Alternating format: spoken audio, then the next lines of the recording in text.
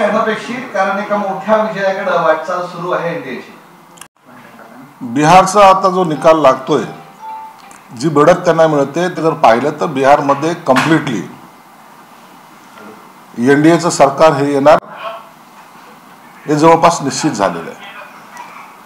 बिहारची जनता जी 15-20 वर्षापूर्वी विकास काय असतो हा त्यांच्या मनी ध्यानी सुद्धा नव्हता, परंतु नितीश कुमार सारखं नेतृत्व किंवा मोदी साहेबांसारखं नेतृत्व जेव्हा त्या ठिकाणी प्रस्थापित झालं, त्या ठिकाणी आलं आणि त्यांनी ज्या गतीने तो विकास केला, बिहारमध्ये कधीतरी इंडस्ट्री जाईल असं कधी स्वप्नातही वाटलं नव्हतं, परंतु बिहारमध्ये ते झालं. आता तिथलचा क्राईम रेट तुम्ही कमी झालेलं पाहताय, तुम्ही दारूबद्दलचे असलेले धोरण सरकारचं बदललेलं पाहताय, आणि मग जो बिहारी ज्याला गाव सोडून इतरत्र जावा लागायचा आज तो त्या बिहारमध्ये आणि हेच मला वाटतं त्यांच्या यशाचा गमक असावं.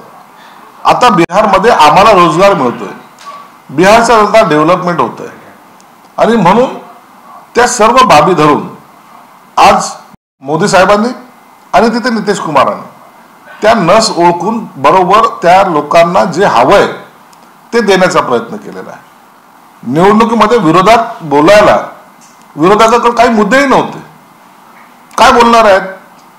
वोट चोरीवर बोलतील किंवा इतर बाबतीवर बोलतील, परंतु विकासाचा अजेंडा जो होता तो फक्त आणि फक्त मोदी सरकार आणि नितीश कुमारकडे होता. म्हणून ही जी निवडणूक झाली ही वन साइडच होणार होती हे जवळपास निश्चित होतं.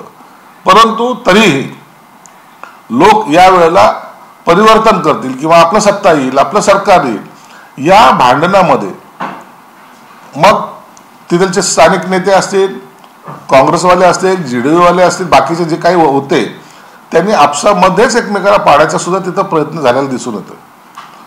म्हणून हे सरकार मला वाटतं याला सर्वसामान्य जनतेने आता बिहार थांबणार नाही, बिहार आता विकास की ओर या पद्धतीने त्यांनी मतदान केलेलं आहे आणि त्याचा परिणाम असा झाला आहे. आज पुन्हा एकदा बिहारमध्ये लोकशाहीला अपेक्षित असलेलं सरकार हे स्थापन होते याचा आम्हाला निश्चित आनंद आहे. याच निवडणुकीच्या तोंडावर मतदार यादीतला घोळ अगदी देश पातळीवर मांडला गेला, काही फरक पडला नाही त्याचा?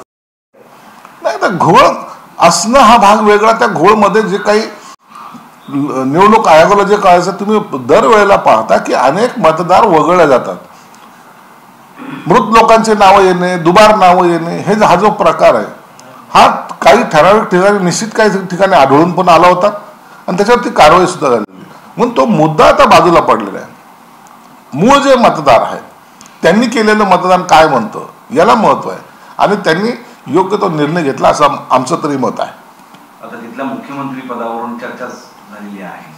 नितीश कुमार की आणखी भाजप त्यांच्या मनावर अचानक जसं महाराष्ट्रात बदल केला तसंही होऊ शकतं ना. आता तो पक्षाचा त्या युतीचा अंतर्गत प्रश्न आहे, परंतु निश्चितप्रमाणे मला वाटतं योग्य तो निर्णय होईल. आता बिहारमध्ये वादाचं कोणतंही कारण राहणार नाही आणि या वेळेला शक्यता अशी नाकारता येत नाही. दोघंही भाजप असेल की नितीश कुमार असतील हे सत्तेचं बरोबर समान वाटप करून योग्य त्या पद्धतीनं हे सरकार चालवतील. त्याच्यामध्ये रामविलास पासवानचा मुलगा पण आहे, त्यालाही काही त्या सत्तेमधला मोठा हिस्सा मिळण्याची दाट शक्यता आहे. म्हणून आता हे सगळ्या घडामोडी ह्या पूर्णपणे निकाल हाती आल्यानंतर घडतील. आता ईव्हीएम होणारच ना. जिथे पराभव होतो त्या ठिकाणी ईव्हीएम मशीनमध्ये गडबड झाली, तिथे असं आणखीन काही दादागिरी केली, काही आरोप करायला हे आता मोकळे आहेत आणि हेच टिमकी वाजवत ते 5 वर्ष फिरणार आहेत.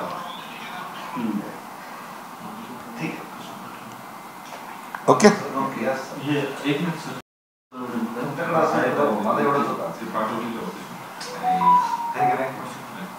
परंतु या निकालानंतर वोट चोरी जे आरोपचे आहेत ते सुद्धा पुढे येऊ शकतात समोर. पराभूत माणूस एक आपला असलेला पराभव हा इतरांच्या माथी मारण्याचा प्रयत्न जरूर करतो. म्हणून ते आता वोट चोरी झाली म्हणतील, मतदार याद्यामध्ये घोळ आहे असं म्हणतील, ईव्हीएम मशीन गडबड आहे असं म्हणतील आणि हे आता लोकांना दरवेळेला ते ऐकून सुद्धा कंटाळा आलेला आहे. लोकशाहीला जर मानत नसाल, घटनेला मानत नसाल तर असे आरोप करणं हे त्यांचं ठरलेलं करीत असतं. अंबादास दानवेने सुद्धा आरोप केलाय, तुमच्या मुलीवर आरोप केलाय की निवडणूक यादीमध्ये किंवा त्या याद्यांमध्ये घोळ केला होता, अफरातफर केली म्हणून. असा कधी घोळ होतो का? त्या विरोधी पक्ष नेता राहिलेल्या माणसाला एवढं सुद्धा कळत नाही की मतदार नोंदणीचा हा निरंतर चालणारी प्रक्रिया आहे. या प्रक्रियेमध्ये आजही तुम्ही आत्ताच्या घडीलाही मतदार नोंदणी करू शकता किंवा मतदार तुमचं शिफ्टिंग असेल तर तेही करू शकता. म्हणून अशा गोष्टी या प्रक्रियेचा भाग असतो. जर माहिती नसेल तर त्याने त्या कलेक्टरशी बोललं पाहिजे होतं, त्यांच्याशी चौकशी केली पाहिजे होती. परंतु आपल्या हाती काही लागत नाही, पण शिरसाटचं नाव घेतलं ना तर ती बातमीला महत्व येतं. या अनुषंगाने केलेलं ते स्टेटमेंट आहे. एक प्रश्न बिहारच्या निवडणुकीच्या अनुषंगाने एनडीए आणि निवडणूक आयोगाचं अभिनंदन असे आता विरोधक म्हणतात. निवडणूक आयोगाचं अभिनंदन केलं. निवडणूक आयोगाने निवडणुका चांगल्या पार पडल्या. सगळा बिहार सारख्या ठिकाणी निवडणुका घेणे आणि यशस्वी पार पडणे, त्यामुळे कदाचित अभिनंदन केलं असं. परंतु त्यांनी खोचकपणे जे काही निवडणूक आयोगाचं किंवा एनडीएचं अभिनंदन केलंय, त्यांना अखेरला विरोधी पक्षामध्ये बसायचंच होतं किंवा बसणारच आहोत ही याची पूर्वकल्पना त्यांना आली होती. दहीसर टोल शिफ्टिंगवरून भाजप आणि शिवसेनेमध्ये कलगीतुरा पाहायला मिळतोय. टोल शिफ्टिंग समर्थनच आहे, मध्ये नको. प्रताप सरनाईक यांनी त्यांच्या मतदारसंघात टोल शिफ्टिंग करावं असं नरेंद्र मोदी. हा आता त्या विभागाचा निर्णय आहे आणि तो घेण्याचा अधिकार त्यांना आहे. म्हणून यावर वाद वगैरे होणार नाही, परंतु एकनाथ शिंदे साहेब यावर निश्चित तोडगा काढतील. ठाणे जिल्ह्यासह मीरा भाईंदरमध्ये सध्या शिवसेनेमध्ये आणि भाजपमध्ये दोस्तीत कुस्ती सुरू असल्याचं चित्र दिसून येत आहे. कारण शनिवारी मीरा भाईंदरमध्ये वनमंत्री गणेश नाईक यांनी जनता दरबार आयोजित केला होता आणि त्यामध्ये पत्रकार परिषद जेव्हा घेतली त्यावेळी भाजप आमदार नरेंद्र मेहता यांनी माहिती दिली. यावेळी त्यांनी भाजप युती करायला तयार आहे, मात्र सन्मानपूर्वक जागा मिळाल्या नाही तर आम्ही सोबळावर लढू.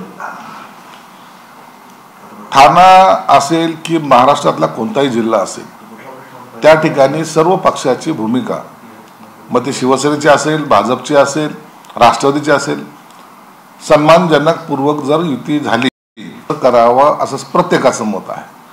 आणि त्या ठिकाणच्या स्थानिक कार्यकर्त्याच्या मतावर सुद्धा युती करायची की नाही करायची हे ठरवलं जाईल असं वक्तव्य देवेंद्र फडणवीस यांनी केलेलं आहे.